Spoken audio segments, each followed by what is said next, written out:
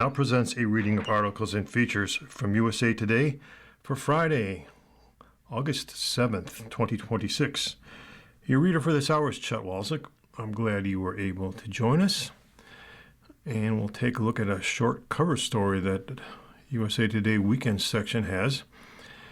And at the risk of sounding like some kind of grouchy man, this is something that's of a very high concern to me. It's a situation that needs to be addressed and probably won't be.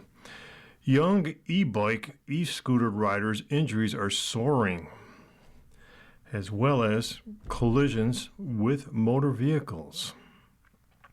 As electric bikes and scooters become an increasingly common way for young people to get around, injuries tied to the devices are climbing at an alarming rate. New research from Truveta, a health data and analytics firm supported by a coalition of 30 U.S. health systems, analyzed over 12,000 emergency room visits nationwide. The findings reveal that injury rates associated with e-bikes and e-scooters among children and adolescents urged 7.5-fold between January 2023 and May 2026. An increase compared with the rates seen in adults. ER visits related to e-bikes and e-scooters have increased by 671% for children and adolescents, said Karen Farrar, lead researcher at Truveta. Just to put that in context, that's if one patient was being seen in 2023, that's now nearly 8 patients in 2026. The findings also highlight the severity of many crashes. More than one-third of injured patients suffered head or neck injuries, and nearly 7% of child and adolescent visits that were related to e-bike and e-scooter use involved traumatic brain injury, Farrar said. E-bikes are equipped with an electric motor that assists the rider when pedaling, and some models can also provide power through a throttle. How about that? Most states regulate e-bikes using the 3-class system developed by People for Bikes and industry partners to create consistent national classes. This system categorizes e-bikes based on how the motor provides assistance and the bike's maximum assisted speed, helping states determine rider requirements and where different types of e-bikes may operate. California was the first to officially adopt the standardized 3-class e-bike system in 2015. Since then, it has been adopted by most U.S. states. State laws set the groundwork, but individual cities and counties frequently establish their own regulations regarding sidewalk riding, trail access, and speed limits. It's important to verify both state and local rules before biking in a new location. Additionally, federal lands such as National Park and Forest Service areas have varying policies.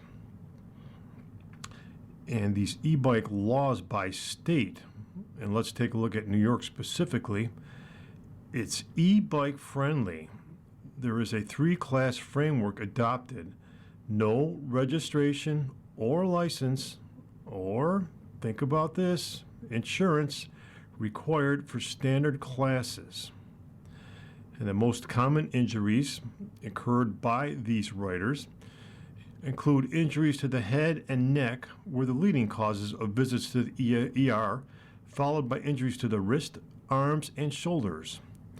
What we see is very consistent with the national data, said Dr. Brian Coates, a service line medical director for St. Alphonsus Health System. The rapid and severe rise of not just the totality of injuries, but the severity of injuries that we see. While there are still a lot of minor injuries, we are seeing a significant rise in severe injuries, Coates said, specifically traumatic brain injury that does sometimes lead to death, but certainly leads to long-term morbidity as well, which is life-changing.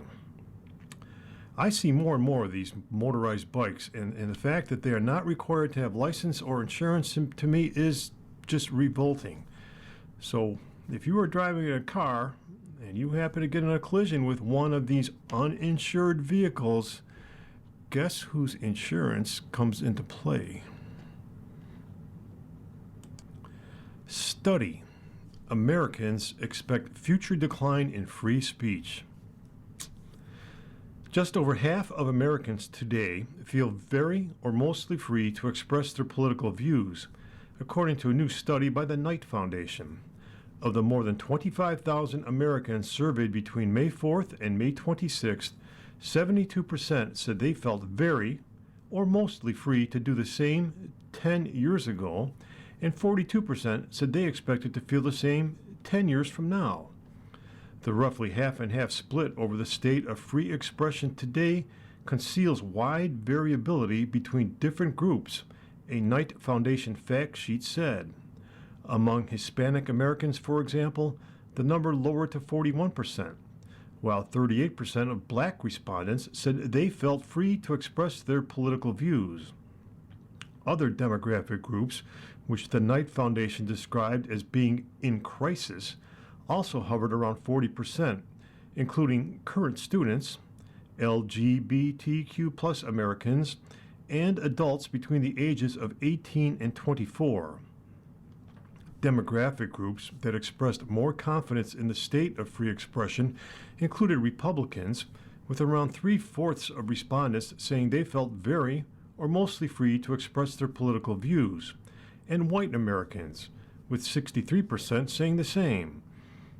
Among the other findings, nearly 1/4 of respondents said they felt not very or not at all free to peacefully protest about controversial issues in public spaces, while 48% said they felt very or mostly free to do so.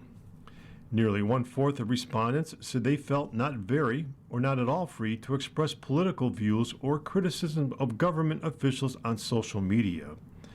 Just over half of respondents said they felt very free or mostly free to create, perform, or display art, music, or cultural works that some might find controversial, while 16% said they felt not very or not at all free to do so.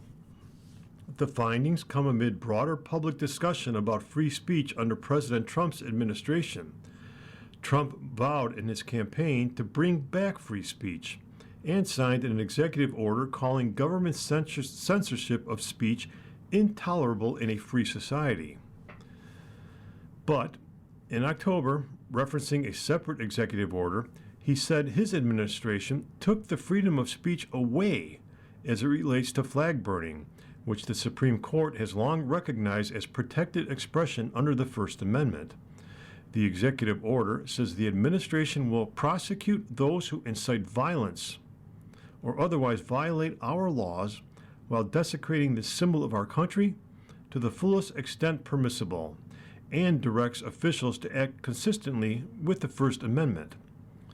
The Trump administration has also been accused of attempting to stifle anti-Trump speech. A federal judge in June ruled against the administration in its efforts to remove a protest group's 8647 flag that they'd displayed at an ongoing demonstration in Washington, D.C. Some Trump supporters have interpreted this series of numbers as a threat because 86 is a slang term that means to throw out or to get rid of, and Trump is the 47th U.S. president. You are listening to reading of today's issue of USA Today on the Niagara Frontier Radio Reading Service, and the time is 9 minutes after the hour. Heavyweights team up to save wildlife. Leonardo DiCaprio and Jeff Bezos are teaming up on a $200 million initiative to help the planet's most threatened species avoid extinction. But the project comes amid criticism of the Amazon founder's environmental footprint, which is marred by his company's logistics and data centers. DiCaprio's conservation organization, ReWild, and Bezos' Earth Fund announced the launch of the Phoenix Species Report on August 4th, which will support recovery efforts for 100 critically endangered species across 30 countries. The initiative spans animals and plants across a range of ecosystems including oceans, forests, wetlands, and volcanic landscapes. Organizers describe the project as the largest single philanthropic initiative dedicated exclusively to the recovery of critically endangered species. Half of the initial $200 million commitment will come from the Bezos Earth Fund, and the remaining $100 million will come from ReWild. While the initiative adds to Bezos' environmental philanthropy through the Bezos Earth Fund, his broader climate legacy has faced scrutiny. Amazon has drawn questions from investors and communities over the environmental impacts of some of its operations, including energy and water use tied to data centers. According to Bloomberg reporting, Amazon has more than 900 data centers in more than 50 countries. Here's what to know about the new initiative spearheaded by the two men. Organizers said the project is designed to move beyond short-term conservation grants by providing sustained funding over multiple years, giving conservationists more time and resources to help species populations recover. The effort will provide 5 years of support for each species. Recovery efforts could include conservation breeding programs, moving species to safer habitats, managing diseases, controlling invasive species, and restoring damaged ecosystems. The effort builds on DiCaprio's longtime environmental advocacy. During his 2016 Academy Awards acceptance speech after winning Best Actor for The Revenant, DiCaprio used the global spotlight to call attention to climate change and urge people not to take the planet for granted. Among the species targeted by the Phoenix Species Project are the golden crowned sifaka, a lemur found in Madagascar, the hickory nut gorge green salamander, a rare tree-dwelling amphibian found only in a small canyon in North Carolina, and, in case you were worried, the Visayan warty pig, which is native to islands in the Philippines. The project also will support lesser-known threatened species, including the bow-mouthed guitarfish, an ancient shark-like ray threatened by the global fin trade, the charco azul pupfish, which became extinct in the wild after its freshwater habitat disappeared in Mexico, and the night parrot, an elusive Australian bird once thought lost for nearly 150 years.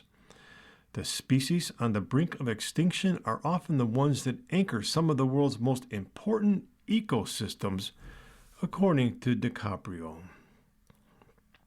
In response to shareholders' questions regarding the environmental impact of data centers, especially water usage, Josh Weissman, director of infra capacity delivery at Amazon, told Reuters it was increasingly disclosing site-specific water consumption data where we operate. Amazon added that the company was committed to being a good neighbor and continues to invest in efficiency efforts, bringing new energy online and reducing its water use. In addition to emissions and water consumption concerns, data centers, especially those requiring all-night lighting, can disrupt the natural circadian rhythms of animals. According to Environmental Health Sciences, light pollution can hinder migration patterns, reproduction, and feeding habits, as well as confuse and disorient a wide array of species. Facilities that discharge heated water may also harm aquatic ecosystems by reducing oxygen levels and stressing fish and wildlife, the nonprofit states. You are listening to reading of today's issue of USA Today on the Niagara Frontier Radio Reading Service. The time is 15 minutes after the hour. And moving on, RFK Jr. overhauls Head Start rules. And guess what? Changes could face challenges in court. Dateline Washington. The Trump administration is overhauling Head Start, the preschool and child care program relied on by hundreds of thousands of low-income families every year. Health and Human Services Secretary RFK Jr. officially announced the changes on August 6th. He revealed his agency is pursuing a drastic rewrite of the regulations governing the program. The effort, he argued, will cut red tape and make kids healthier. We are removing unnecessary bureaucracy, strengthening nutrition and physical health, trusting parents and local communities, and opening Head Start to hundreds of thousands more children, he said in a statement. But the proposal, which may be challenged in court, has alarmed many of Head Start's staunchest advocates, including Congress. It represents a new, more involved phase in the Trump administration's handling of a long, bipartisan program that's widely popular among Americans. The new plan lifts certain mandates on student-to-staff ratios, which in some schools and daycare centers could lead to heftier workloads for teachers and babysitters. It also scraps certain child transportation requirements, including for school bus monitors, prompting fears of more barriers for parents to physically get their kids to preschool. And it requires that Head Start providers teach primarily in English. At the same time, there will be fresh dietary guidelines, plus a new mandate for physical activity, including 30 minutes of physical activity for every 3.5 hours of classroom instruction. In critics' eyes, throwing out long-standing federal rules about class sizes, special education, staff background checks, and more could risk upending services nationwide and leaving children in unsafe environments. Joel Ryan, the executive director of the Washington State Association of Head Start, said the shift, which is still in its early stages, will erode the quality of programs across the country. It will make classrooms bigger. Kids will have less one-on-one support, especially kids that have significant issues, he said in an interview. I really see this as an effort to dismantle the program. Alex Adams, one of Kennedy's deputies, said on a call with reporters this week that the new proposal will simply allow local providers to make local decisions. He stressed that Head Start providers will be subject to state and local regulations, and just because they'll have fewer federal rules to follow doesn't mean they should ignore what works for them, he said. Flexibility is permission. It's not a mandate, he said. The opportunity for these programs to make a different decision does not necessarily mean they must make a different decision. For nearly 2 years now, Washington policy shifts have rocked Head Start providers and the families they serve. It started with unexpected grant freezes, which began within weeks after the start of President Trump's second term. Then, the federal government abruptly shuttered 5 field offices and laid off scores of staffers in the Office of Head Start. Now, HHS is taking a different approach. Kennedy repeatedly cites the fact that his uncle, Sergeant Shriver, helped found Head Start. He touted this week that he protected the program from draconian cuts last year. The program works, he told reporters during a virtual briefing. It's really important that we protect it. HHS will publish its full proposed rule today, after which there will be a 60-day public comment period. In recent days, Senate Republicans have shrugged off rumors of the changes. Amid an Attorney General confirmation fight and disputes over how to spend their last week before the August recess, several told USA Today they haven't followed the issue very closely. Others have expressed wariness. Senator Thom Tillis, Republican of North Carolina, said he explored reforms to Head Start at the state level when he was Speaker of his state's legislature years ago. He said he hopes the Trump administration is mostly streamlining the program rather than deregulating it. Just walking away and turning a blind eye toward it, I don't think that would be a good idea, he told USA Today. Senator Jim Justice, also a Republican from West Virginia, warned that though he supports making improvements, the program is already helping a lot of kids who benefit phenomenally.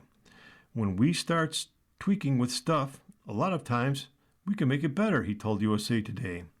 But there are ways we can make it worse, too.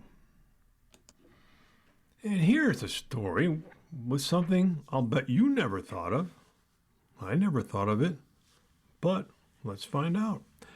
Rodeo skills help save man from drowning. When a man was swept away in the Yellowstone River and left clinging to a cooler in a fast-moving current, 14-year-old Jory Thomas did not hesitate. The Montana teen grabbed a lariat, relied on rodeo skills he'd practiced for months, and helped pull the struggling man to safety in a rescue that has since earned statewide recognition. Thomas was camping with his family near Gray Cliff, Montana, reported local television stations, when a raft struck a bridge pillar and threw several people into the river. While most made it safely to shore, one man was unable to escape the powerful current and began calling for help. Armed with a 12-foot lariat he had brought on the trip, Thomas rushed into the water, roped the man on his first attempt, and pulled him safely to shore. The dramatic rescue earned him honors from local law enforcement and recognition from Senator Steve Daines, who named him Montanan of the Month. The rescue happened around 5 p.m. on July 5th, Sweetgrass County Sheriff Alan Rosenberg confirmed. A group was rafting near a bridge that crosses the Yellowstone River when the raft struck one of the bridge's pillars, ejecting the people on board. All but one individual was able to swim to shore, Rosenberg said. One man remained, stranded in the river, holding onto a cooler and yelling for help as the current carried him downstream. Thomas witnessed the incident and immediately ran to his family's vehicle to retrieve a lariat, a rope commonly used by cowboys and ranchers to catch livestock.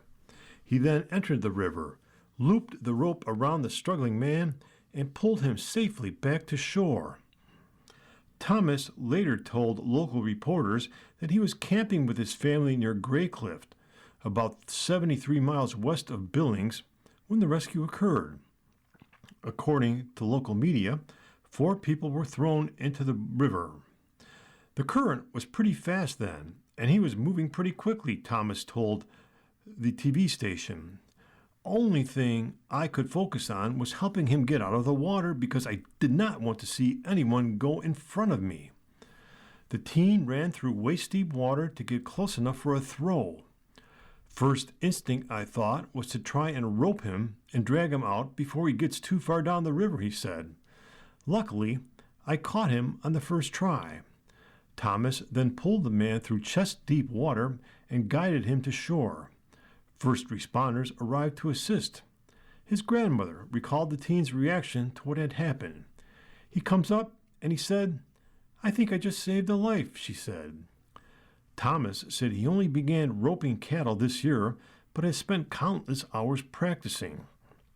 Every afternoon when it cools off, I go out and rope the roping dummy, he told the station. He never imagined those skills would one day help save another person's life. I just thought I could help with cattle, Thomas said, not really helping humans and stuff like that. But I'm glad I was here to help. His grandmother, Sandy Thomas, said he normally doesn't take the lariat with him, making its presence on the camping trip feel especially fortunate. Looking back, Thomas believes he was meant to be in the right place at the right time. God was basically putting me in the place of all this, he told KTVQ-TV. God was just telling me all of this at the time and saying, "Go get him. You got it, and I believe in you." That's a pretty cool story, isn't it? Yeah, what a kid. And there's a picture of him here. He's a rather slight-looking young man, but certainly has some roping skills that were in the right place at the right time. And as he said, God put him there. And we continue with the USA Today.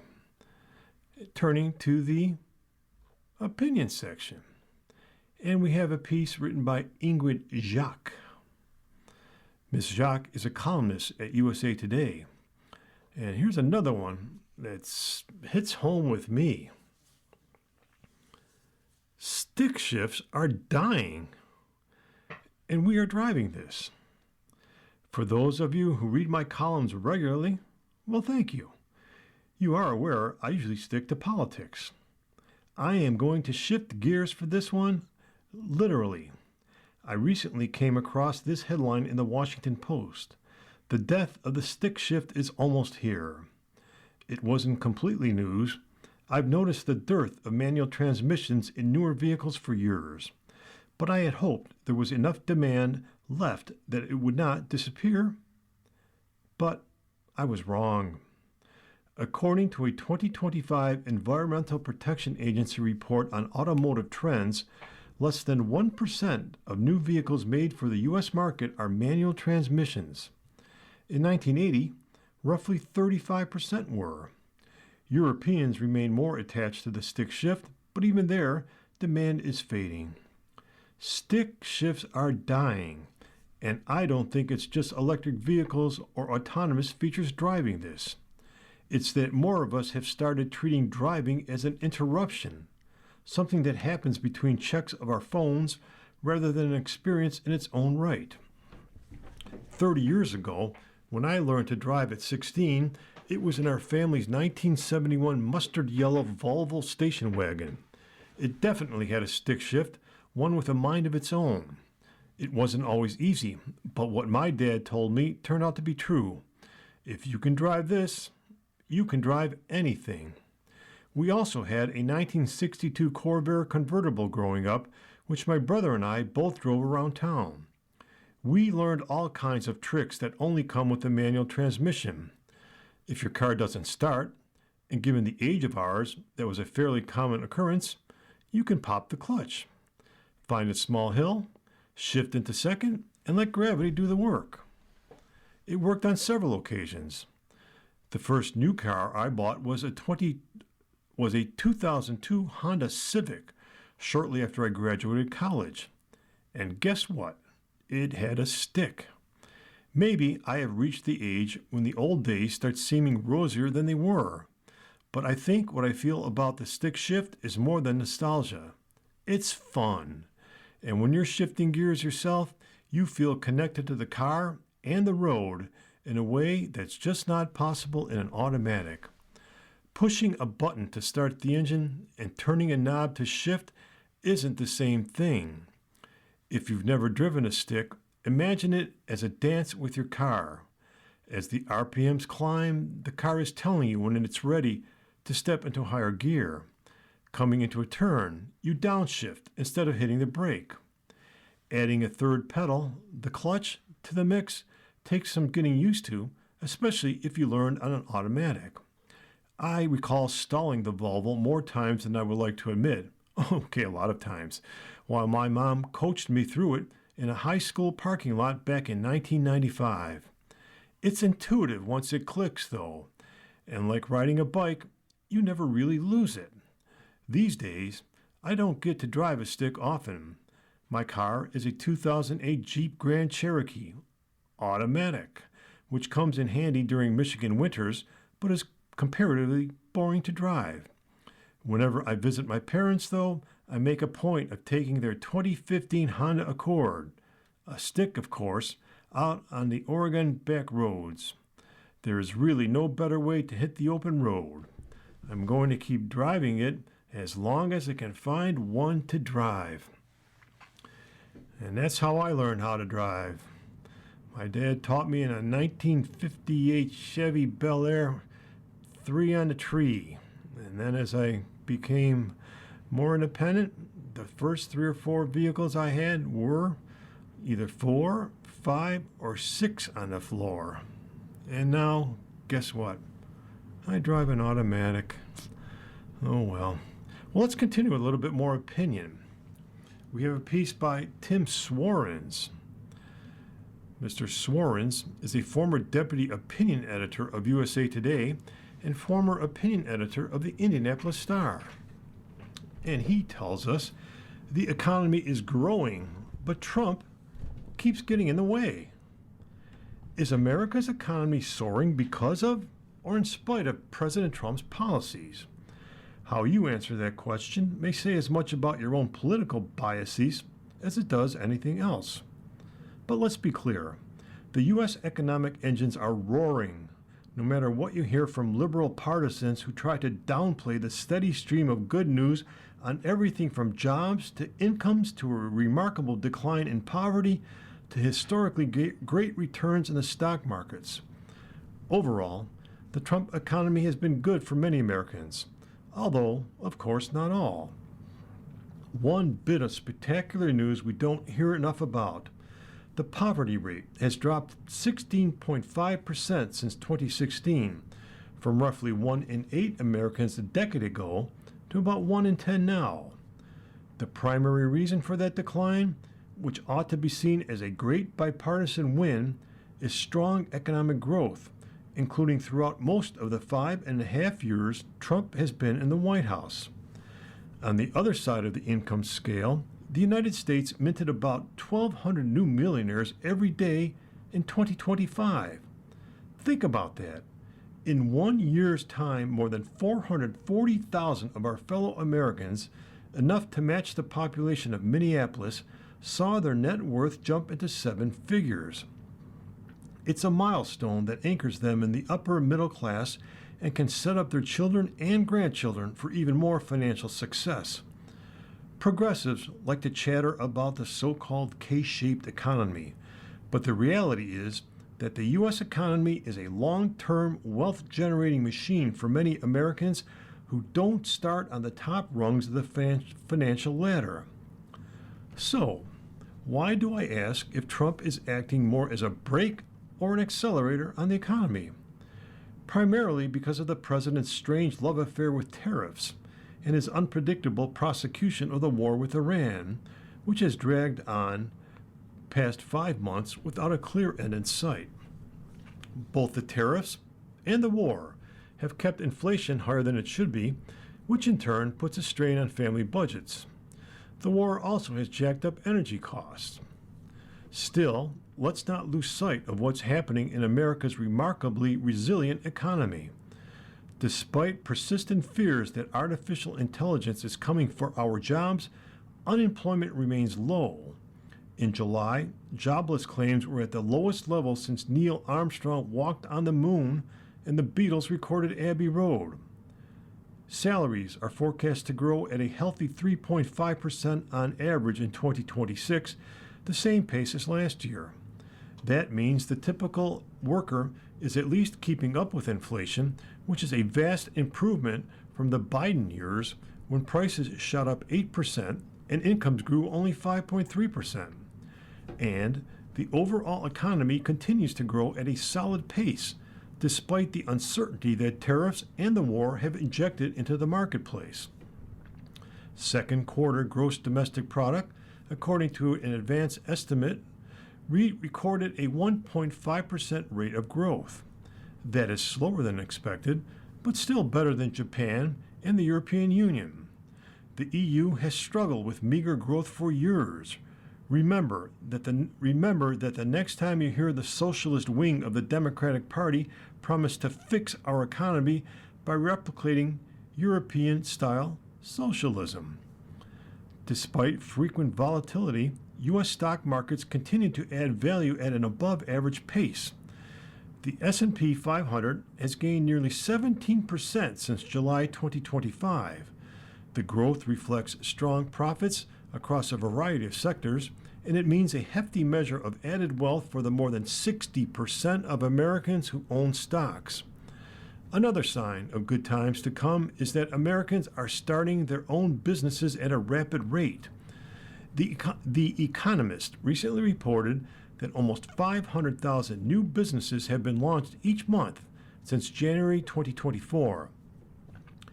Sure, not all of them will succeed, but widespread entrepreneurship is an encouraging trend that in the long term will accelerate growth in the middle class and beyond. The president and his supporters look at all of these facts and holler, "Yay us!" But, as is so often the case with Trump, his bad impulses erode the good decisions he makes. The U.S. economy is healthy and growing, but it would be even stronger if the president got out of the way. And how about that? A USA Today piece that is pretty much complimentary of President Trump. Interesting change.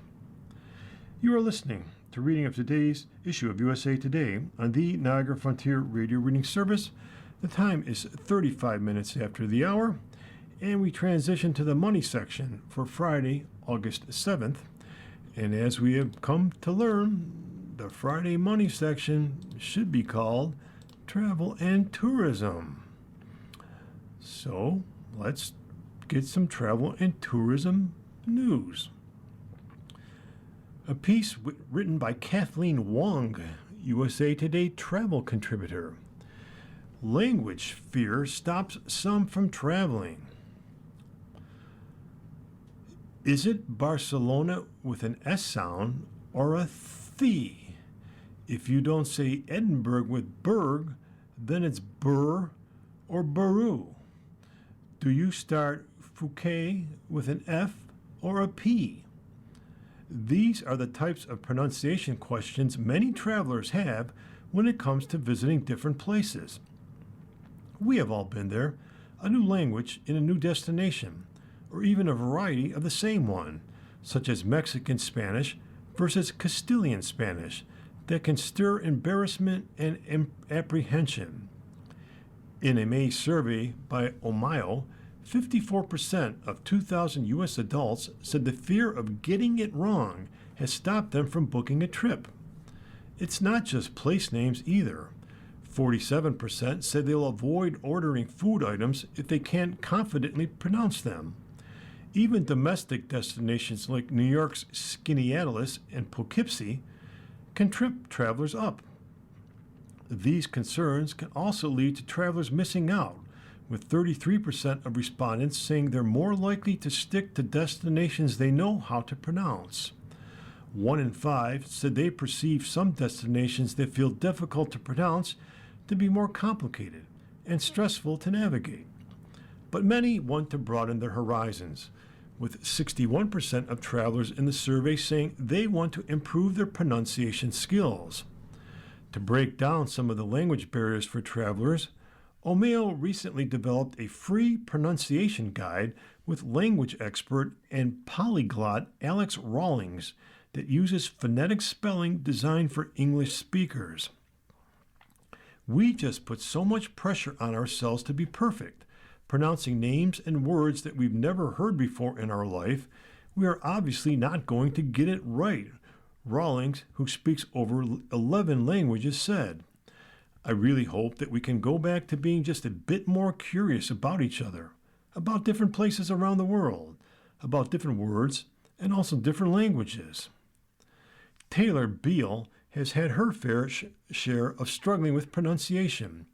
She runs Travers and Taylor, a travel blog about Europe that mainly covers Amsterdam and Scotland. It's the latter destination that causes difficulties. When sharing content about Scotland on social media, despite having a deep knowledge of the country, Beal still gets torn up about her pronunciation by other online users, said the Delaware resident. It's just like there's all these different ways to pronounce it that are correct, or they're not correct. And it's like, oh, you must not be from there. I'm like, well, clearly I'm not from there. It doesn't mean I don't know this city or anything like that, Beal said. While mispronunciation doesn't stop Beal from continuing on her European journeys, she does acknowledge holding back on saying the name of a town in a conversation. I feel like, as an American, you're always going to butcher it, she said. I know that I find myself saying, I know that's not how you pronounce it. Travelers turn to various tools to help overcome their language barrier. Beal said she often Googles the pronunciation of place names or pays close attention to how locals say it, although even that can differ from person to person. In the survey, 39% of respondents said they turn to YouTube, and more than one-third use AI tools and search engines. Omio's pronunciation guide is meant to be a starting point for hesitant travelers to build confidence. It helps people learn how to say 8 of Europe's most mispronounced destinations, including Reykjavik, Iceland, and Gdansk, Poland. I think steps like this pronunciation guide with O'Mail is really just important to remind people that actually we should be having fun with this, said Rawling. We can be respectful of other languages and cultures, but also have fun, explore, and share. For many Americans, the biggest challenge is how different vowels are pronounced in other languages, according to Rawlings. He recommended people stay open minded, that these words won't sound like they do back at home, and to embrace messing up. But also remember that every time you get it wrong, you're one step closer to getting it right, he said. At the end of the day, Rawlings said humility and curiosity can go a long way. When he sees tourists try their best to pronounce words in the host language, locals more often than not are excited that the travelers are connecting with the culture of that place, even when it's imperfect. And another piece by Kathleen Wong. Some couples, quote unquote, divorce at airport to lower stress. Hannah Maxon likes to joke that her and her husband's vows of "till death do us part" don't apply at the airport. That's because whenever they travel together, her husband will head for the TSA pre-check and global entry lines while she has to take the regular ones. He frequently travels for work, but she doesn't find the travel programs necessary. She also doesn't want the hassle of going to the airport for the in-person enrollment appointment required for the programs. At first, the California resident said she was a little taken aback that her partner left her, but got over it quickly since the separation is usually just a few minutes and they meet up right after. But it's worth it to her husband, who doesn't like taking his shoes off or his laptop out of his bag. I think it's healthy to be able to separate in these little moments. Unless they're leaving you for an hour in a line, I would be mad, Maxon said.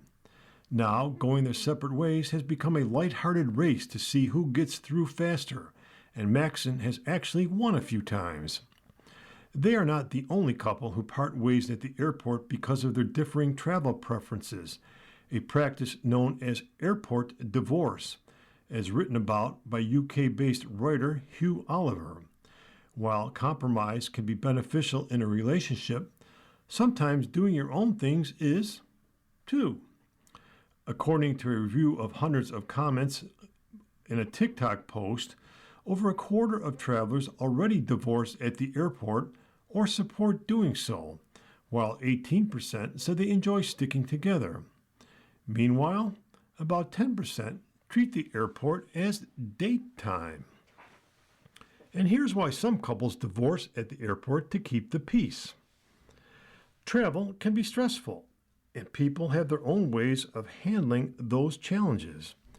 Traveling with your partner in a compatibility test is a compatibility test in a way, but airport divorce highlights how taking the time to meet your own travel needs can also lead to a healthier relationship. When you do what works for you, you can show up better for your partner, or at least be a little bit less irritable. Maybe you prefer to arrive at the airport hours in advance just in case something goes wrong, while your partner is more type B and doesn't even know that boarding started. Perhaps you enjoy walking around the airport to get some steps in, but your partner prefers to sit in a restaurant and nurse a glass of wine. Chicago-based Carolyn Shelby has been married to her husband for 17 years, and they travel together about 5 times a year. The two have a formula that works for them, and it includes splitting up at the airport and on the plane. I travel a lot by myself, and I have a routine and the way that I move through the airport.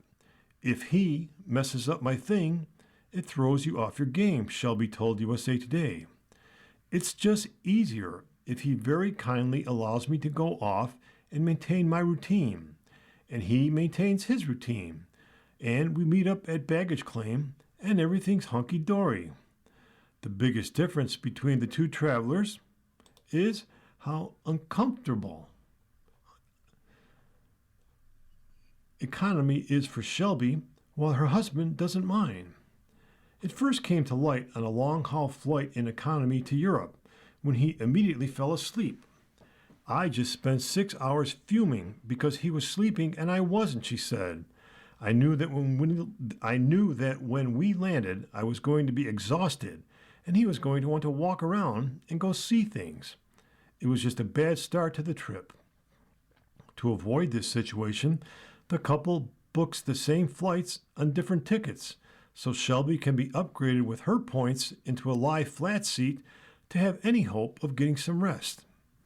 Another time they split up is boarding the flight. Shelby wants to be one of the first passengers on board because the overhead bin space stresses her out, but her husband likes being last. Why would he want to sit down early? Because he's going to be sitting down for the next several hours, she said. She admits it may sound unromantic, but it has helped their travels together run more smoothly. When they do meet up at baggage claim or customs after their flight, they're both ready to go. And then you can start fresh, she said. Travelers can opt out of TSA facial comparison test. Residents have a right to voluntarily agree to use. July is over, but summer is still going strong. If you are traveling by air soon for your next transportation, keep in mind the Transportation Security Administration's rules and which forms of identification to bring before you head to the airport. TSA is testing facial recognition as part of your identification. But how does it work? Can you opt out of the process? Here's what to know. According to Travel and Leisure, TSA is expanding its facial comparison technology across airports nationwide, and participating airports will be using the new technology. And here's how it works. TSA's facial comparison technology will compare a live photograph of you taken at the security checkpoint with the image on your identification document to verify that the person standing in front of the officer matches the identification given. Because the system is being tested, it's not always perfect. If the facial comparison fails, TSA agents will do a standard manual ID check. So, can you opt out of TSA's facial comparison? The simple answer is yes. You can opt out. According to Travel and Leisure, travelers have rights, including the right to opt out of facial scans. TSA's website says a traveler can voluntarily agree to use their face to verify their identity during screening when presenting their physical identification or passport. So, luckily for you, it won't cause any delays if you choose not to use their facial comparison technology. However, if you opt into the new facial comparison technology, the photo is deleted immediately after a positive identity check is complete. And make sure to have these acceptable forms of ID. If you do not have a real ID, here are some backup IDs you can show to TSA to avoid the $45 headache. Other acceptable forms of identification include U.S. passports, U.S. passport cards, foreign passports, permanent resident cards, and border crossing cards. A temporary driver's license is not acceptable for traveling domestically. You are listening to reading of today's issue of USA Today on the Niagara Frontier Radio Reading Service. The time is 49 minutes after the hour, and we continue with the money/travel/tourism section. Cruising's Tender Spots. Written by Nathan Diller, USA Today travel columnist. Some guests in wheelchairs may have to stay on the ship in these cruise ports. Corey Lee has been on dozens of cruises, but has only been able to visit a tender port once. On a visit to Grand Cayman during a 2024 trip with Disney Cruise Line, Lee, who uses a wheelchair, was able to board and disembark the tender, a small boat used to ferry guests between an anchored cruise ship and the shore via a portable ramp. On other occasions, however, the tender ports were not accessible, as the process often involved crossing a large gap between the tender and the ship and descending stairs into the boat. I mean, it's really frustrating just to see everyone else going ashore and having a great time on shore excursions, and then I'm kind of stuck on the ship with just minimal staff and trying to make the best of it, Lee, an accessible travel blogger, told USA Today. While there are perks to having much of the ship to himself, he's missed out on visiting places like Qatar, Montenegro as a result. That would have been a new country for me, and I had never been to Montenegro, and I would have loved to be able to visit, but it just wasn't possible. Accessibility is just one feature that makes tender ports different from standard stops during a cruise. And here's what to know. Cruise ships use tenders for a variety of reasons, according to Suzanne Guthrie, a travel agent. Some harbors are too shallow for large vessels. In other ports, there are protected reefs or other environmental restrictions, and some lack a pier large enough to accommodate the ship. On a typical 7-night itinerary, guests may encounter one or two tender ports, she said in an email. Tenders are commonly used throughout the Caribbean, smaller European islands, and some scenic destinations where large cruise ships cannot dock directly at a pier. Along with Grand Cayman and Kotor, those stops include Bonaire, St. Bart's, Cabo San Lucas, Santorini, and others. However, some may tender while others dock depending on port conditions, the ship size, and other factors. When I visited La Spezia, Italy in July during a cruise aboard Royal Caribbean's Legend of the Seas, which can carry just over 5,600 guests, guests had to take short tender rides to and from shore. Due to current water depth limitations, Legends of the Sea uses tender operations, a standard and well-established practice that enables guests to enjoy the destination safely and comfortably. Cruise lines typically share information about tender operations the night before the stop or early that morning. Passengers booked on shore excursions typically receive priority access. During my stop in La Spezia, I gathered with other guests in the ship's theater shortly before 8 a.m., was seated with my tour group and given a number. When our number was called, we made our way to the gangway together to board the tender boat. Passengers exploring on their own may need to pick up a tender ticket depending on the cruise line and the port. Tender rides often last around 5 to 20 minutes. While Guthrie said tender ports are often some of the most beautiful and memorable destinations, there are some potential downsides. For starters, tender boarding can slow down disembarkation. During busy times, this process can sometimes add significant time before guests are able to go ashore. Windy weather and rough seas can also make the tender rides uncomfortable or rule them out altogether. If the captain determines conditions are unsafe, the port visit may be canceled entirely. When it comes to accessibility, Lee said the easiest way to get the most accurate information is to just call the cruise line and ask them which ports of call are docked versus tendered. He also recommended joining Facebook groups or other online communities of cruisers with disabilities where travelers can get first-hand accounts. For any travelers heading out and about, it's important to take note of the final tender time, which may be quite a bit earlier than the cruise's departure time. Guests generally do not need tender tickets for the return journey. However, they will need to scan their stateroom keycard when entering or exiting the ship. Guthrie also noted that tender lines can be long at the end of the day and recommended arriving at the tender pier between 30 and 60 minutes earlier than you think you need to. You are listening to reading of articles and features from USA Today for Friday, August 7th. on the Niagara Frontier Radio Reading Service.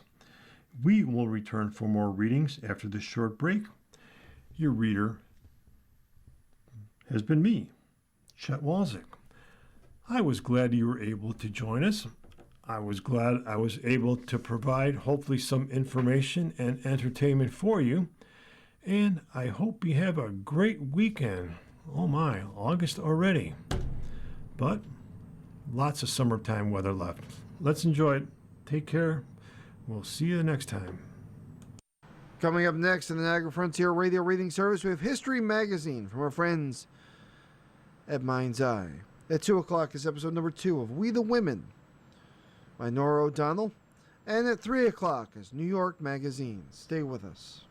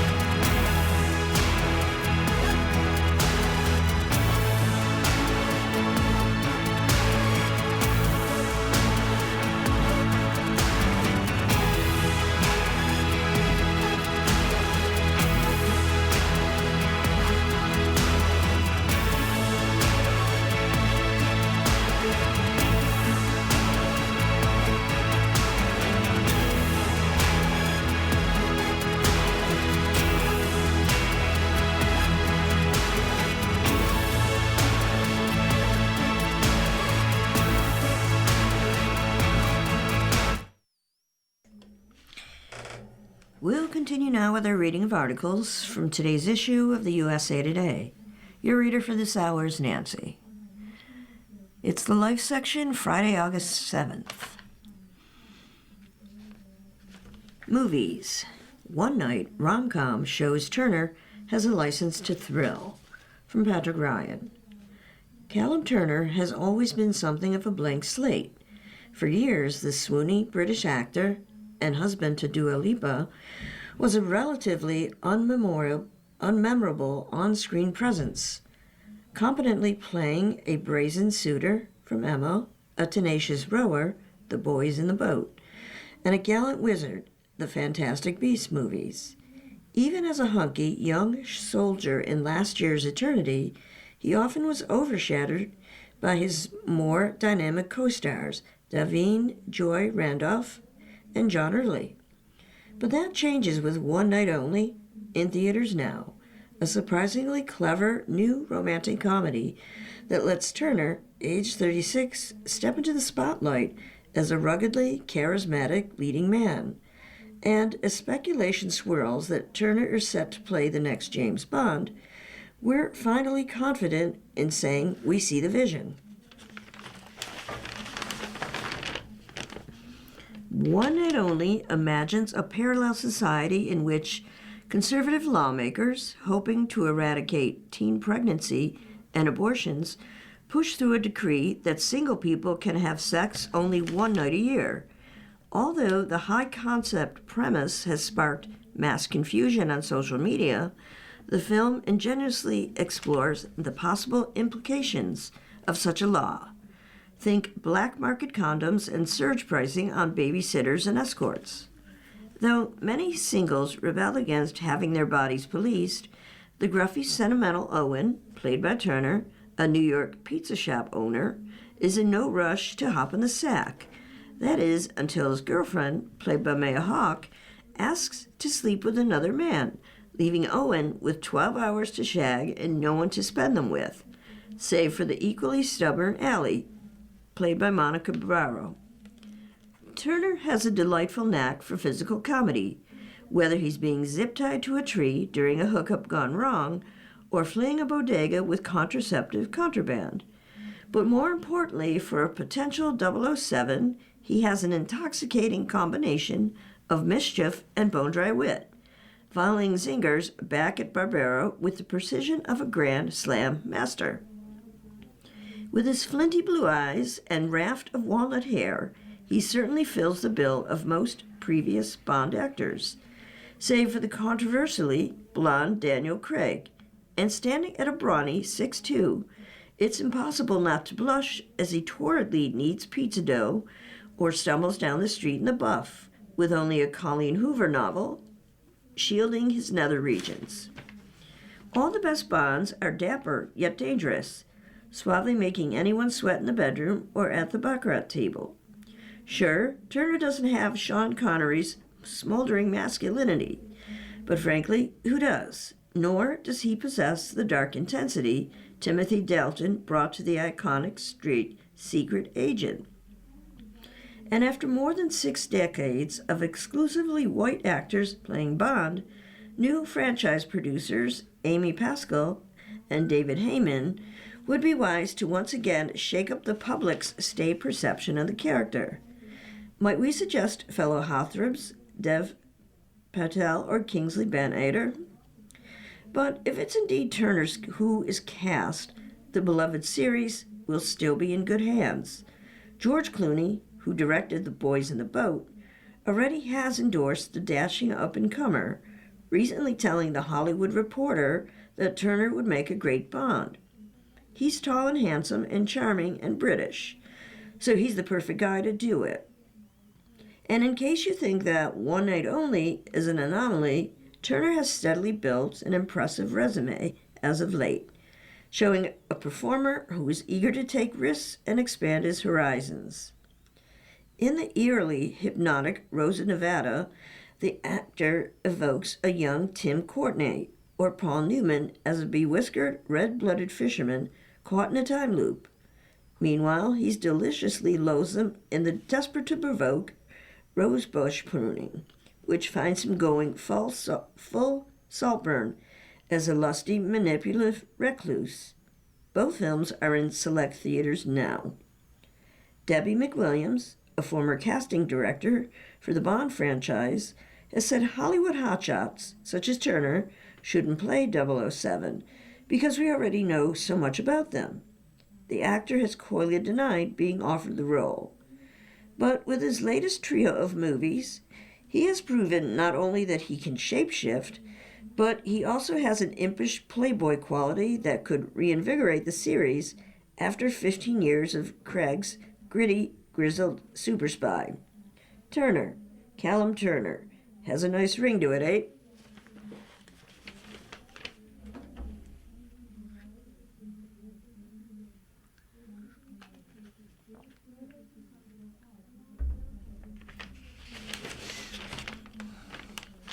Streaming. Jowsey enlists friends and ex in Mary Harry from Kimmy Robinson. Starring in 5 dating shows might be unconventional. Enlisting your ex-girlfriend to help you vet your future wife, even more so. Harry Jowsey, always looking to push boundaries since his breakout appearance in Netflix's Too Hot to Handle 6 years ago, is now starring in his own show, Let's Marry Harry, episodes 1 to 7, streaming now, whose premise is for Jowsey to make it to the altar with a woman in 5 weeks, as his friends call the shots. That's where his fellow Too Hot alumna Georgia Hesserati comes in. The two dated on and off beginning in 2022 and had a rocky relationship following their split. But they've since resolved their differences, and she agreed to be one of 3 consultants who guided Jowsey through the 8-episode series. Georgia and me have really gone through the trenches. We've been through it all, Jowsey tells USA Today. And the fact that we are on the other side of it and we're the best of friends is really incredible. And I couldn't imagine being in her position. It was really brave of her. So, with a support system by his side, the 29-year-old Australian podcaster let the loss of his dad to terminal illness in December 2024 propel him into the next chapter of finding a life partner. Even if the process entails being engaged to more than a dozen women wearing rings on their left hands before they've even met Jowsey. It's up to viewers to determine whether Let's Marry Harry is an earnest endeavor or just a stunt for entertainment value that adds another credit to Jowsey's IMDb page. But what does Hesserati think about her ex's latest reality TV venture? It's very hairy, she says diplomatically. His life's been so public, why not get married in a public way? Jowsey's brother, Sonny, thought Let's Marry Harry was a terrible idea. Jowsey's honorary brother, Sonny Henty, is less sparing with his words. When Henty, who has been married for 9 years, heard about the show, his initial reaction was that it was a terrible idea. Still, he signed on because, as Jowsey explains, Sonny doesn't like my other friends. So he's like, I have to do it because he doesn't trust anyone else. Good Grief podcast host Amanda Klutz, whom Jowsey leaned on after his father's death, is much more generous. He explained it, and it actually made a lot of sense. He was eager to check all the boxes. Wife, house, kids, Klutz says, calling the show the perfect vehicle to get it done first. Let's Marry Harry brought more pressure than Jowsey's other dating shows. But perhaps he rushed it into all fast after being caught off guard by an emotional visit from his family in New Zealand. Jowsey agonizes over whether he's ready for a lifelong commitment as he faces his wedding day. 5 weeks is pretty quick for a marriage, he acknowledges. Jowsey also found that being a leading man for the first time, and in fact the only eligible bachelor featured in the cast, to be the most pressure ever.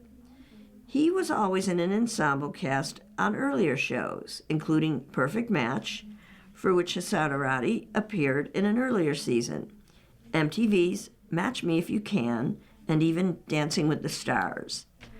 If someone's going to make a mistake, it's going to be me, Jousey says. There's no other guys there to point at, like, he kissed the wrong girl. It's all my decision and me being a silly sausage. The Let's Marry Harry finale releases on Netflix Wednesday, August 12th.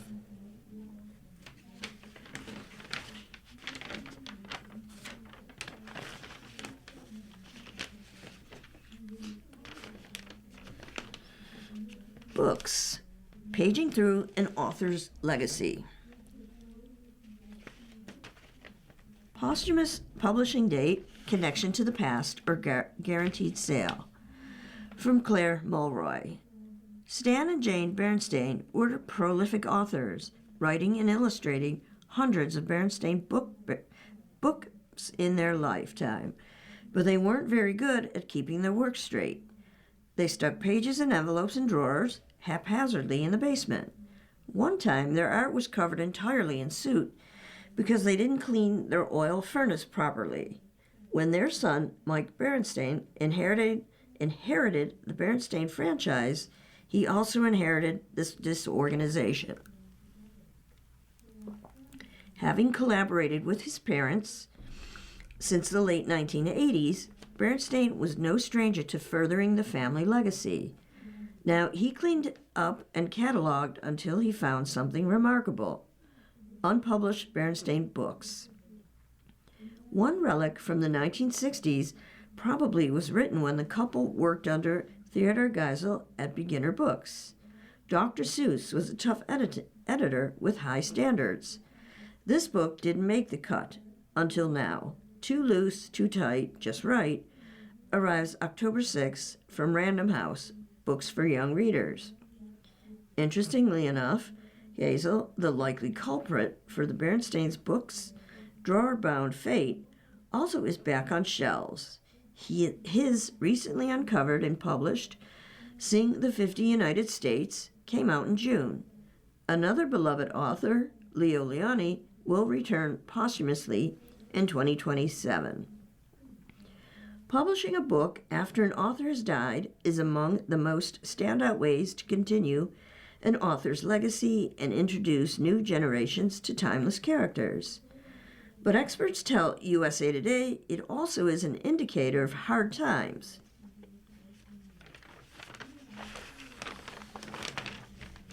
For the publishing industry, which is hungry to make new money off familiar names. Posthumous books represent a desire for nostalgia and guaranteed bestsellers.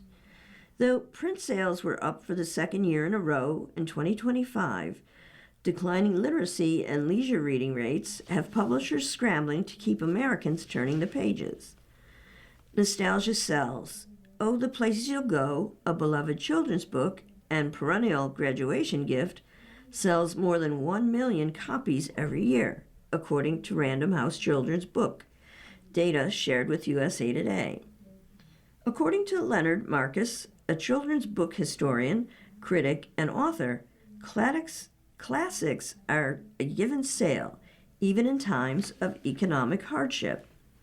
He sees posthumous books as a consequence of publishing homes consolidating and becoming more corporate in recent decades. Today, marketing and copyright are king. Celebrity books and classic books are sort of a twin phenomenon from this point of view because they're the two most familiar kinds of books that publishers can sort of count on to be recognizable in a big box store, Marcus says. Publishers in that culture are looking for marketing hooks for anything they do. It's the first question that gets asked at a sales conference when new titles are being presented. What is the book? So if you can say, I have a new book by the author of Where the Wild Things Are, that's publishing gold. Mallory Lohr, president and publisher of Random House Children's Books, says feeding the backlist, previously published works, is key. It doesn't have to be with posthumous books. Sometimes it's new editions with fresh designs. You need new things coming out, new iterations coming out, because it brings people back, she says. But you also have to be thinking about what does this new generation need? What is this new generation of parents looking for?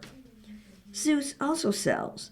More than 800 million Dr. Seuss books have been sold, with 10 million out the door each year, according to Random House Children's Books. The Grinch and The Cat in the Hat are evergreen in their relevance to pop culture. Memes, Hollywood costumes, and holiday decorations. The world is telling us they're still really excited and interested, Lore says. When publishers found Sing the 50 United States as a completed but unpublished manuscript in archives, they made careful decisions about who would ghost as Geisel to finish the illustrations and which colors he would have used. Geisel's widow, Audrey, oversaw earlier posthumous works, What Pet Should I Get? And Horse Museum. She died in 2018, but even without a Geisel at the helm, publishers felt his instructions were specific. Today, for us, we're looking at what is there. Is there enough guidance for us to execute Ted Geisel's vision? Says Kathy Goldsmith, Geisel's longtime art director. How much does this honor what we know about his mission, which is making learning to read easy and fun? And how well can we execute his vision without speaking to him? Should we resurrect the dead? The ethical debate of posthumous works. Posthumous publishing is one of the industry's most contentious topics for adult and children's author alike. There are no standardized ethics. Lore prefers to follow the wishes of those managing the author's estate. Somebody didn't publish it, but neither did they burn it or say, please don't publish it, she says. If somebody had ever left instructions like, I never want this published 100%, you don't. Marcus, the historian, said, sometimes authors themselves aren't a good judge of their own work while they're living. There needs to be wiggle room in ethical debates. You just don't want to have something wonderful lost because the person who created it had an absolute abhorrence of having work published posthumously, Marcus says. But it only works when the people who are taking the project on are qualified to do it and have the best interest of the book at heart. With celebrity authors, he remains skeptical. Having written about 3,000 children's book reviews in his career, he doesn't buy that these are now instant classics. There's a temptation to go with material that may not be first-rate just because it's guaranteed a sale. Philip Nell, a character children's literature scholar and author of several biographies and analysis of Seuss, also echoed this skepticism about Sing the 50 United States, which some have theorized was a scrapped song for the Cat in the Hat songbook. You could look at the new book in the context of Seuss the businessman, but Seuss the artist was a perfectionist. He wouldn't publish stuff that he felt was inferior. So Seuss himself, I don't think, would approve of this at all, Nell says. Carrying the torch through new uncovered works. In other cases, posthumous publishing threads generations and allows family members to connect with their late loved ones. For example, Marcus helped facilitate a posthumous work from his late wife, author Amy Schwartz.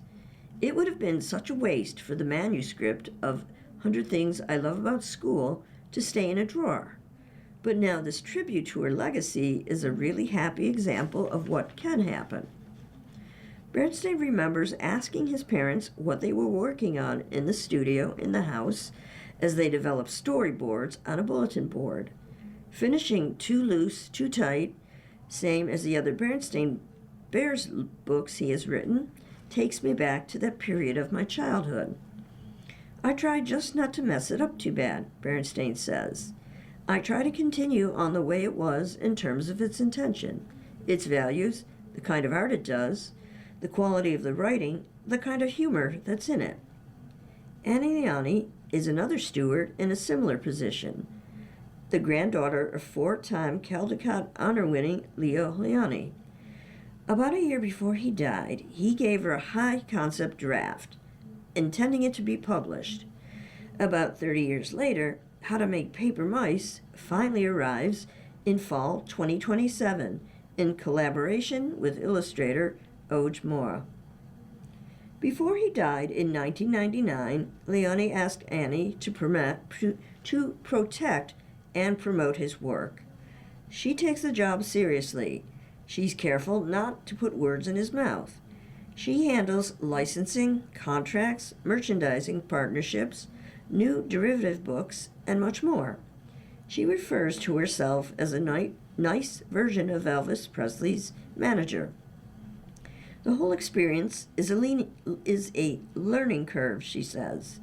There's no guild or union or school to teach you how to manage a famed author's legacy. Most of the derivative books I think are great. There have been a couple that, in retrospect, I'm less fond of, and I have to chalk them up to learning experiences, Leone says. I think that was true for Leo, too. Probably anybody who makes stuff of any kind or makes decisions, certainly on behalf of somebody else, is going to think twice and not always make the right choice. You're listening to a reading of today's issue of USA Today on the Niagara Frontier Radio Reading Service. The time's 35 minutes after the hour.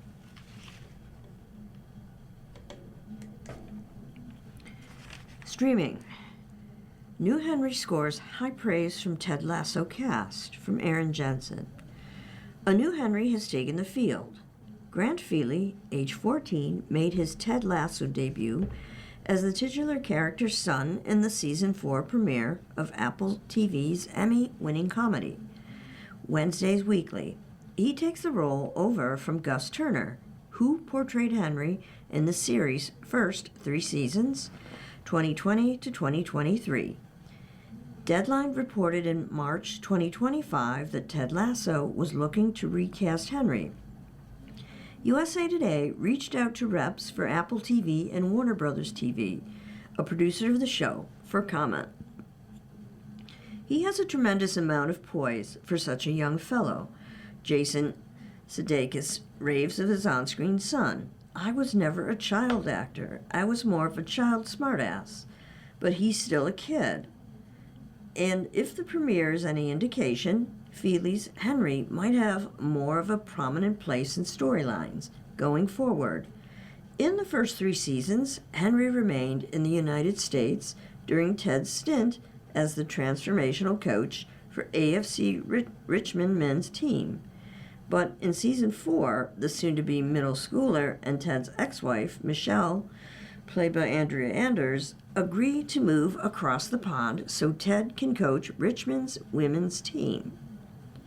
When taking a job as an assistant manager at a Kansas City grocery store to make up for lost time with Henry, Ted overcorrected, Sudeikis acknowledges. But I don't think that's helping his heart at all. Therefore, I don't know if it's the best situation for Henry. Brendan Hunt, a series co-creator who also plays the wonderfully quirky Coach Beard, compliments Feely's strong and subtle acting. We can see him thinking, which is such an essential part of camera acting, Hunt says.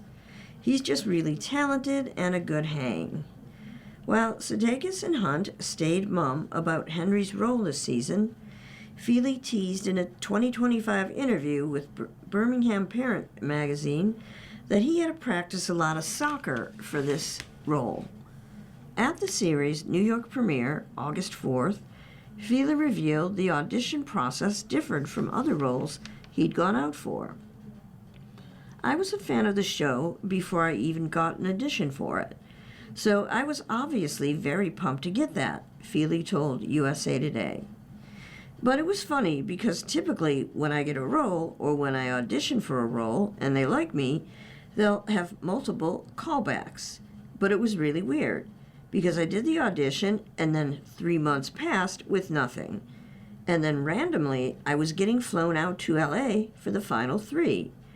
I did a chemistry read with Jason Sudeikis and Brendan Hunt.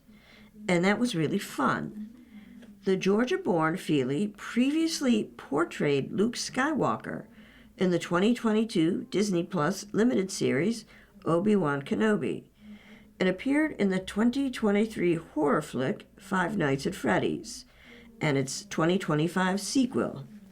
Since departing Ted Lasso, Turner has appeared in Netflix's adaptation of Lord of the Flies, released in May, and portrays young Charles Trask in the platform's Imagining of East of Eden, slated to premiere this fall.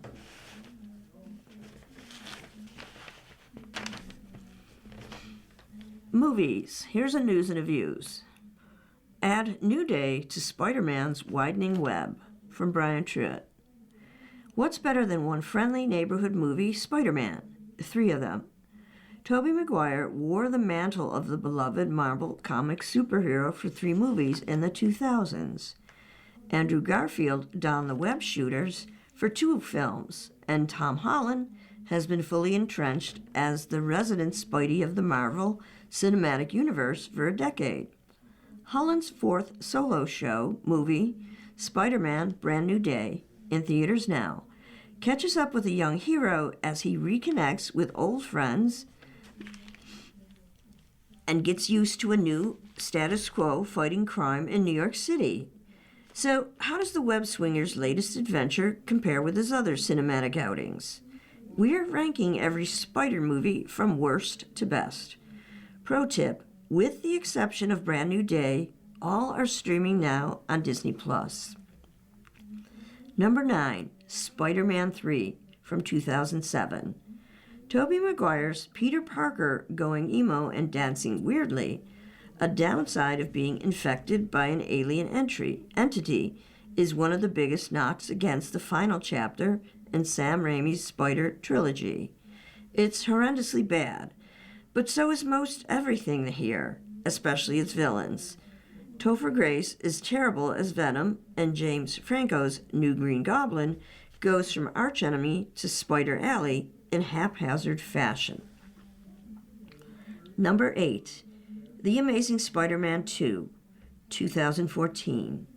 Director Mark Webb didn't learn the important lessons of Spider-Man 3 because he also has antagonist issues. Jamie Foxx's Electro is a nerd-turned-foe come to life through bad CGI, and Dane DeHaan looks like a reject from The Lord of the Rings as an oddly elfish Green Goblin. The biggest sin, though, following up the comic's tragically iconic tale involving Gwen Stacy, played by Emma Stone, and one really nasty fall. Number 7, The Amazing Spider-Man, 2012. The execution wasn't great, but at least Mark Webb's first superhero foray tried different things.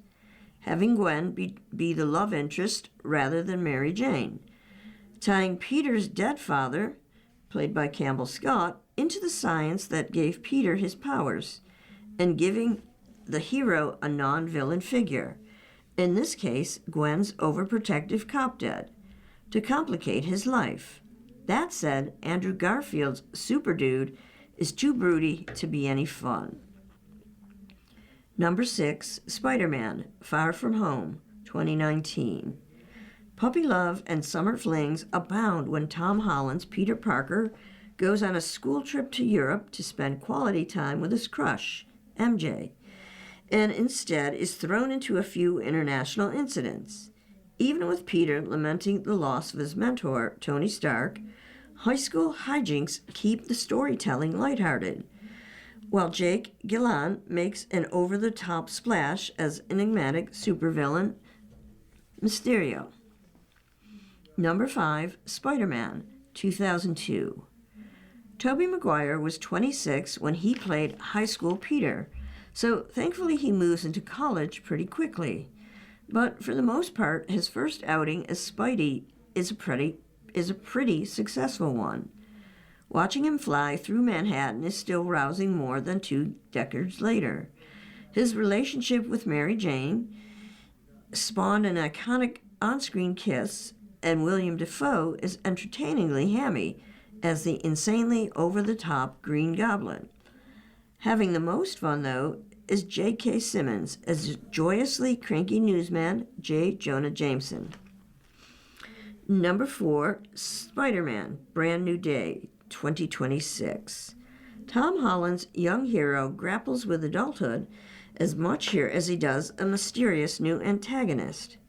Peter yearns to tell his love, MJ, what she means to him, even if she doesn't remember him, thanks to a magic spell. But that's just the beginning of his troubles, as his body and powers are going through major changes from his hairy arachnid DNA, and a formidable foe pops up who can possess anybody they want. Number 3, Spider-Man, Homecoming, 2017. The third time is indeed the charm. Tom McHolland looks like a kid and exudes a not quite there yet self-confidence, dealing with father figure Tony Stark and supervillainous Vulture. The do-gooding is effective, but the best stuff is when Peter is being a normal teen around best friend Ned, school crush Liz, and resident jerk Flash, giving Homecoming the young adult film the MCU has needed.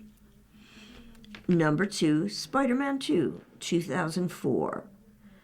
Sam Raimi's second Spidey set the gold standard for superhero movies back in the day and still holds up. With the origin story out of the way, the sequel digs into the emotional stakes of doing the right thing. Peter becomes estranged from love Mary Jane and best friend Harry, and loses his powers because of a nervous breakdown. Alfred Molina melds Shakespearean tragedy with mechanized tentacles as the fabulous Dr. Octopus.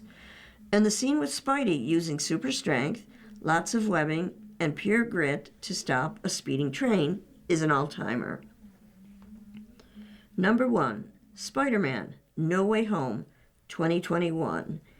The emotional and satisfying conclusion of this teen-orientated trilogy featuring Tom Holland's hero also clearly pays off aspects of Tobey Maguire's and Andrew Garfield earlier Spider films. As a trio of web swingers team for a rousing climax, plus old bad guys like Alfred Moline's Doc Ock, Jamie Foxx's Electro, and William Dafoe's Green Goblin show up in a stirring story about second chances that begin a whole new story via one monumental sacrifice.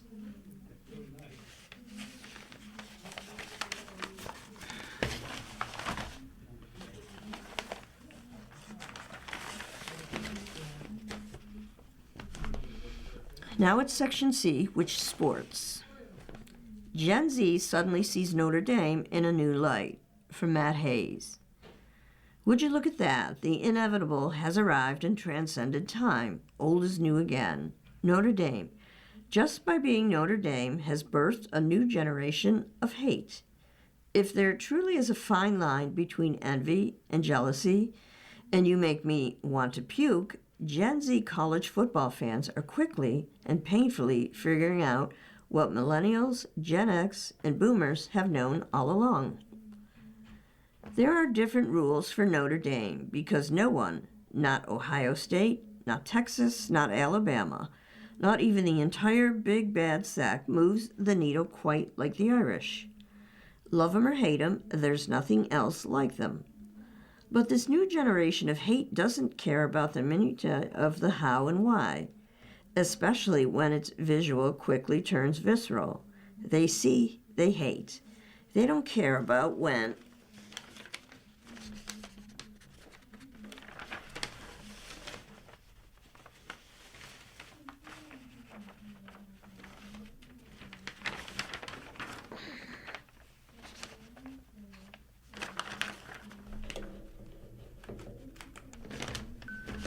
About went into favorable access negotiated with the college football playoff. Don't care about television advertising dollars or Nielsen ratings, or how just the whiff of Notre Dame changes every fall Saturday. Their visual and they see two things. Notre Dame doesn't play in the SEC or Big Ten and face the best competition in college football. And Notre Dame essentially gets a free ride to the big party at the end of the season. They see Notre Dame independent schedule that begins with 8 body bags before Miami shows up in South Bend on November 7th. A schedule that includes the 4 worst teams from the ACC in 2025: North Carolina, Stanford, Boston College, and Syracuse, and 8 home or neutral site games. And don't kid yourself, those neutral site games are Notre Dame home games for the fanatical horde of Domers who follow. They see the unveiling of the preseason USLBM coaches poll on August 4th and see Notre Dame planted at number 5 and are forced to accept the reality that its path to the college football playoff is a layup line. They see an Ohio State schedule that, from the middle of October until Thanksgiving weekend, includes games at Indiana and Southern Cal, and Oregon and Michigan at home.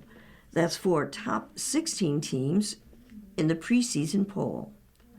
An Ohio State schedule that includes a September non-conference game at number 4 Texas, and an Illinois team that, look it up, I'm not kidding, won 19 games over the last 2 seasons. They see every SEC schedule, pick a team, any team, and can come to only one reasonable conclusion: Notre Dame hate. Welcome to the club, young'uns. Check your jealousy, I mean envy, at the door. Imagine having annual rivalries with Stanford and Navy, and then ending an annual rivalry with Michigan more than a decade ago because of a deal with the middling ACC that gives you nearly half of your schedule every season. Imagine haggling with Southern Cal over one of the top 3 rivalries in the sport and then ending it before deciding to resume it 4 years later. Gen Z doesn't care about Notre Dame's ability to dictate when and where it'll play on national television, and how with its NBC media rights deal came as much annually as SEC and Big Ten teams, or that with a deep CFP run makes more than SEC and Big Ten teams. In other words, we don't need your stinking conference. We don't need to play in an elite conference when every week it's a grind, and everyone knows your personnel year after year, and every road game is a 50-50 nightmare. Where Indiana and Vanderbilt and Ole Miss, or any other former lovable loser, can hire the right coach, throw hundreds of millions at a program, and rise to the elite of the game. And you've got to deal with them. Imagine Ohio State or Alabama or Georgia annually playing 5 ACC games, 6 this fall, Navy, Rice, and a rotation of Purdue and Michigan State, and still receiving a deal of deals that stipulates a ranking within the top 12 by the CFP selection committee in an automatic entry to the party. Or playing 6 ACC teams last season, and Navy, Purdue, and Boise State, and losing your 2 toughest games, Miami and Texas A&M, and whining about not being selected to the CFP. Listen to your dad, Gen Z, or his dad's dad. Envy on, jealousy. It all ends the same way. A new generation of hate.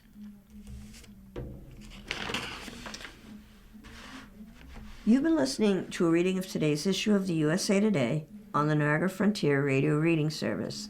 The time's 55 minutes after the hour.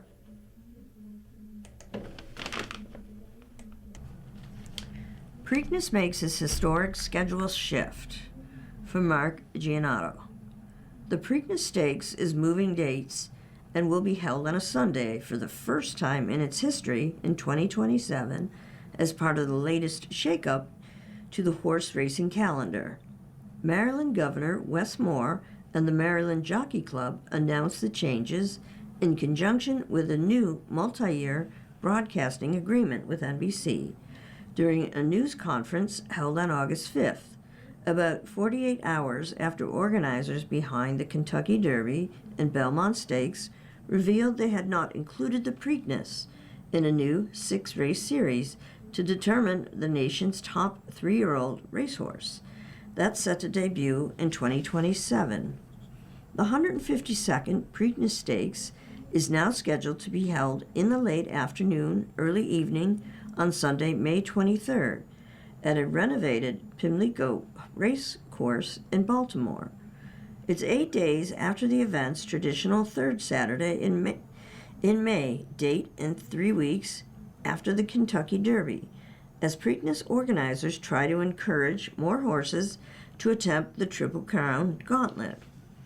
We have successfully secured the future of Preakness here in the state of Maryland for decades to come, and I'm delighted that the Maryland Jockey Club has renewed its media partnership with NBC and Peacock as we enter this exciting new era, Moore said in a statement. The continuation of this relationship and the new schedule ensures optimal and accessible coverage for everyone from horse racing experts to casual fans, as our administration continues making historic investments and leveraging the iconic race as a cornerstone of Maryland's history, culture, and economy. The changes come in the wake of debate and uncertainty surrounding how horse racing determines its top accomplishment, particularly in light of the alternative recently created by Churchill Downs and the New York Racing Association. The Thoroughbred Championship Series begins with the Kentucky Derby and Belmont Stakes, which will then be followed by the Matt Winn Stakes at Churchill Downs in July, the Grade 11 Jim Dandy Stakes at Saratoga Racecourse in New York in late July or early August, and the Grade 1 Travers Stakes at Saratoga in late August. The series will conclude with a championship race at Churchill Downs in September. All races held at Churchill Downs will be broadcast by NBC, and Fox will hold the broadcasting rights for the races at NYRA Properties. Churchill Downs Inc., the parent company that owns the Kentucky Derby, announced in April it had reached a definitive agreement to acquire the intellectual property rights to the Preakness Stakes for $85 million, beginning with the 2027 edition of the race. But Moore announced on July 30th that the state had exercised its right of first refusal and matched the offer made by Churchill Downs Inc. 3 of the last Kentucky Derby winners, including Sovereignty in 2025 and Golden Tempo in 2026, have skipped the Preakness due to the evolution of training methods and horse safety concerns in recent years. The Preakness Stakes has traditionally been the second race of horse racing's Triple Crown and held in between the Kentucky Derby and Belmont Stakes. Maryland Jockey Club President and CEO Bill Knopf said in a statement he hopes the date change opens the Preakness to potential participants who use modern training methods. Our focus is to preserve the tradition of horses running back in the Preakness and to enhance participation in the Triple Crown races, Knopf said. We acknowledge the great history of the traditional Triple Crown spacing between races, but recognize that change must always be examined. This is common in all professional sports. Now is the time for the Preakness. The Maryland governor previously told reporters the decision by Churchill Downs, Inc. and the NWRA to start with a 6-series race without the Preakness Stakes validated why this needed to be in Maryland's hands. Let's be clear, Moore said. Not only is the Triple Crown going to continue, there's no Triple Crown without Preakness. And if you want to win the Triple Crown, we'll see you in Baltimore next year. The Maryland Jockey Club said its new agreement with NBC runs through 2032. The Black-Eyed Susan Stakes, traditionally held the Friday before the Preakness, will also shift to Saturday late afternoon evening in the deal. Terms were not disclosed. The 2026 Preakness Stakes were held at Laurel Park, with Pimlico in that midst of an overhaul estimated at more than $400 million. After the race returns to Baltimore next year, it'll go back to Laurel Park for 2028 in order to complete renovations at Pimlico.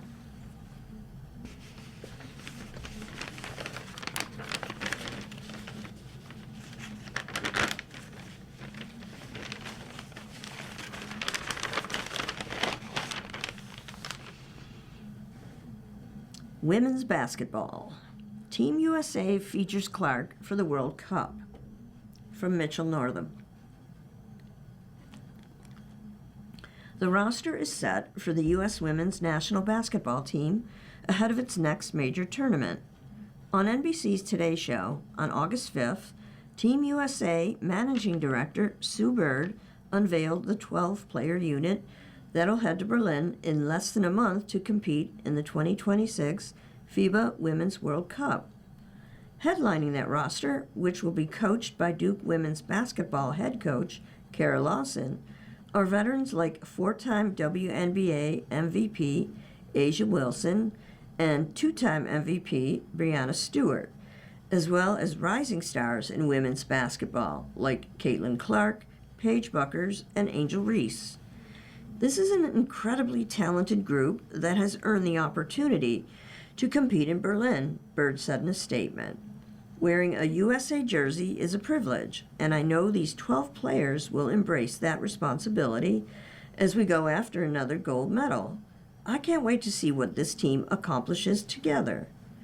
Team USA has won 9 of the last 12 FIBA World Cups, including 4 straight. Wilson was the MVP of the 2022 tournament held in Sydney, Australia. After averaging 17.2 points and 7.5 rebounds per game. This will be the first time Wilson plays for Team USA since Lawson took over as head coach last September. The nod for Stewart marks her 4th World Cup appearance, making her just 3 players to play in that many for Team USA. Bird played in 5 and Diana Taurasi 4. Clark, Buckers, and Reese will play for the senior U.S. national team in a second time. They featured for Lawson at the World Cup qualifying tournament in March at Puerto Rico. Clark was named MVP after averaging 11.6 points and a tournament best of 6.4 assists per game, while leading the Americans to a 5-0 record. Here's the full roster for Team USA at the 2026 FIBA World Cup in Germany. Caitlin Clark, Indiana Fever. A'ja Wilson, Las Vegas Aces. Angel Reese, Atlanta Dream. Paige Buckers, Dallas Wings. Ryan Howard, Atlanta Dream. Kelsey Plum, Phoenix Mercury. Kalia Copper, Phoenix Mercury. Jackie Young, Las Vegas Aces. Breanna Stewart, New York Liberty. Nafisa Collier, Minnesota Lynx. Alia Boston, Indiana Fever. Chelsea Gray, Las Vegas Aces. Team USA begins group stage play at the World Cup on September 4th, opening with a game against China. The Americans will then play Italy on September 6th and Czechia on September 7th before the knockout round begins. Team USA is 8-0 all-time against China, 1-1 against Italy, and 2-0 against Czechia. The WNBA season will take a pause while the World Cup is played. The gold medal game is set for September 13th, and WNBA games will resume on September 17th. Lawson will coach through the 2028 Olympics in Los Angeles. The last time the Summer Games were held in Los Angeles, Lawson's college coach, the late Pat Summitt of Tennessee, led the Americans to their first gold medal. Beginning with the 1996 Games, Team USA has won 8 consecutive Olympic golds. Lawson played on the team that won gold in 2008 and was an assistant coach on the 2024 gold medal winning team, coached by the Minnesota Lynx Cheryl Reeve. Lawson was also the head coach of the Team USA 3x3 squad that captured the gold medal at the 2021 Olympics in Tokyo, a team that featured Plum, who led the tournament in scoring. It's been a long process to whittle it down to 12 players, and I think that speaks to just the talent we have in our country across the board. These 12 have earned it through their play and their consistency, Lawson said in a statement. I think that's what makes it an even more special is the relationship that you have and having worked with them in different capacities. I know what they're capable of, and I know that this is a group that's ready for the challenges that are ahead. Assisting Lawson on the bench in Germany will be a trio of WNBA head coaches in Stephanie White of the Indiana Fever, Natalie Nakase of the Golden State Valkyries, and Nate Tibbetts of the Phoenix Mercury. Additionally, Dallas Wing head coach Jose Fernandez and Duke assistant coach Tia Jackson will be on Lawson's staff as scouts. The FIBA World Cup will be broadcast by TNT Sports.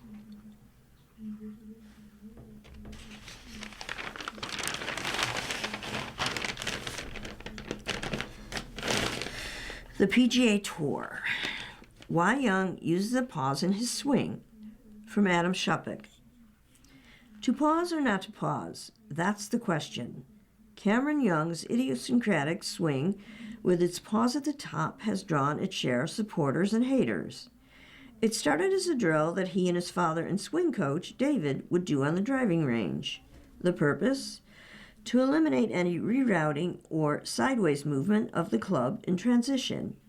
Through the years, it has become more pronounced and noticeably longer than it was during his college years at Wake Forest. It's not a pause, wrote golf instructor Jim Labutta on Facebook. It's control. What looks like a pause is actually perfect timing. The backswing fully completes. The lower body is already starting to shift. The upper body stays patient for a split second. That tiny separation is everything. It creates sequence. It creates space. It creates effortless speed. Most amateurs rush from the top and throw everything at the ball at once. Cameron Young does the opposite. He lets the swing transition before he fires. Young, age 29, is enjoying a breakout season, including a win at the Players' Championship in March, and has vaulted to third in the world. He came into the Wyndham Championship as the pre-tournament favorite. His fundamentals are solid, but not everyone agrees that his hesitations at the top of the swing is something to copy. He makes it work, but in the history of the game, only a handful of players have been able to pull off that move. Among them, Cary Middlehoff, the winningest player on tour in the 1950s, Nancy Lopez, who dominated the LPGA for much of the 70s and 80s, and more recently, Hideki Matsuyama, the 2021 Masters champion. Legendary pro Tommy Armour devoted a chapter in his 1954 instruction book entitled How to Play Your Best Golf All the Time to making a hesitation at the top of the backswing to stop from rushing, improve transitions, sequencing, and gain control of the club before starting the downswing. But some teachers advocate no transition. Golf's most repeatable swings, from Calvin Peete to Lee Trevino to Ben Hogan, don't have a top because the lower body is going forward first before the club gets to the top.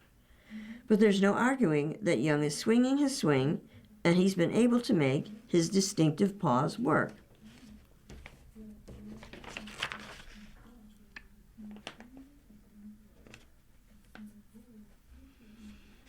You've been listening to a reading of the USA Today for August 7th. We read the USA Today weekdays at noon. For more information, call us at 716-821-5555. Your reader for this hour has been Nancy. Coming up next on the Niagara Frontier Radio Reading Service, we have episode number 5 of Wayward Girls by Susan Wiggs. Following that, at 3 o'clock is New York Magazine, and at 4 o'clock, a re-airing of today's Buffalo News. Stay with us.